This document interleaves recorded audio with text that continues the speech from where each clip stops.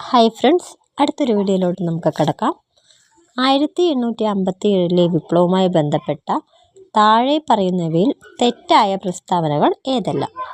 Options നോക്കാം.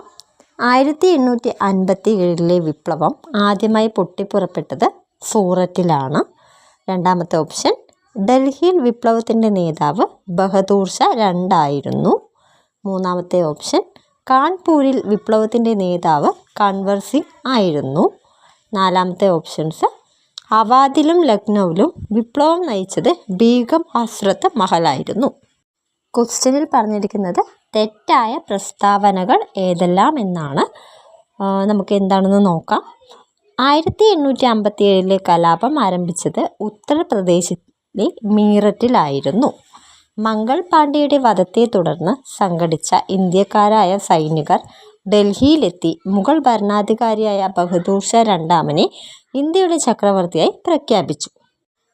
സൈനികരെ കൂടാതെ അധികാരം നഷ്ടപ്പെട്ട നാട്ടുരാജ്യങ്ങളിലെ ഭരണാധികാരികളും കർഷകരും മറ്റു ജനവിഭാഗങ്ങളും ഉത്തരേന്ത്യയുടെ പല ഭാഗങ്ങളിലും കലാപത്തിൽ പങ്കെടുത്തു. ക്വസ്റ്റ്യനിൽ പറഞ്ഞിരിക്കുന്നത് തെറ്റായ പ്രസ്താവന ഏതെല്ലാം എന്നാണ്. ഓപ്ഷൻ സി ആണ് കറക്റ്റായിട്ടുള്ള ആൻസർ. 1, 3 ആണ് നമ്മൾക്കിവിടെ കൊടുത്തിരിക്കുന്നത് തെറ്റായ പ്രസ്താവന.